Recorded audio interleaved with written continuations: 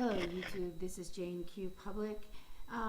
Here to just talk to you a little bit about the dune sagebrush lizard, which the EPA is about to put on an endangered species list. This lizard, excuse me, this lizard is indigenous to New Mexico and the Basin area in Texas. Relatively common little varmint.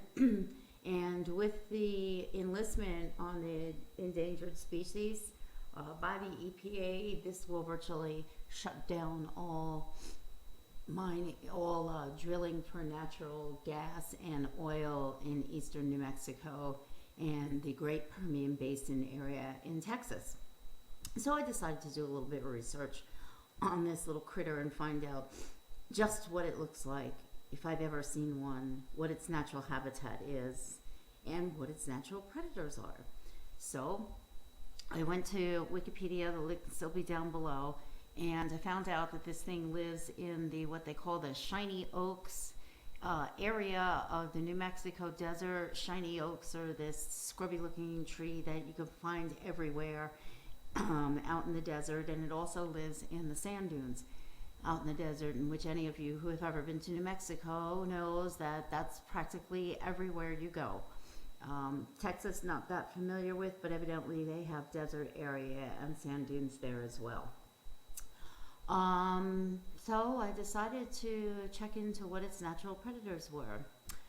Boy, if this thing is endangered, found out the natural predators are birds, other lizards, snakes, and domestic cats.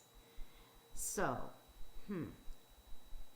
this little varmint probably has a better survival rate trying to get out of the way of, say, an oil rig coming into an area than it does getting out of the way of a hawk, a falcon, an owl, a rattlesnake, or even a domestic cat.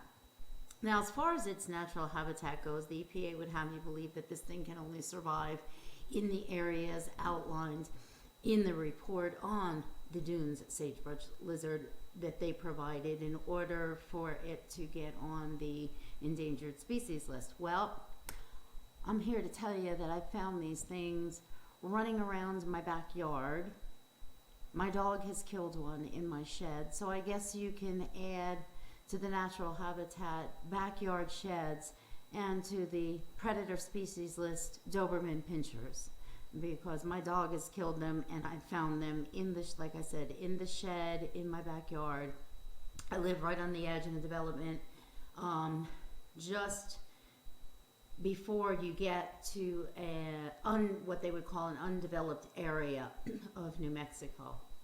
So these things evidently will make their habitat wherever they see fit, and backyard sheds seem to fall in that category. Well, that's about all I have for now, except I did tell you I'd bring you this piece on this stupid little varmint and how their government, the federal government, is continuing to use the EPA to stop us from harvesting our natural resources here, so that we have to purchase everything abroad.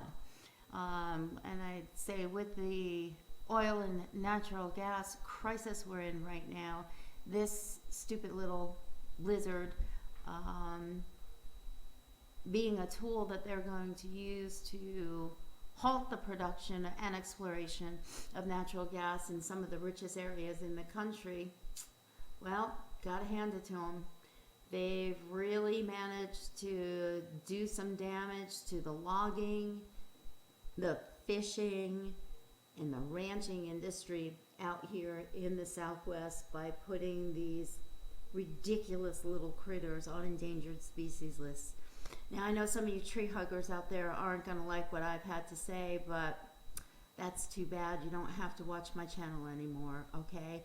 I've been doing some research on a bunch of other stuff that I'd really like to talk to you guys about, having to do with the federal budget, the shutting down of the federal government, the raising the debt ceiling, you know, yada, yada, yada, on and on and on.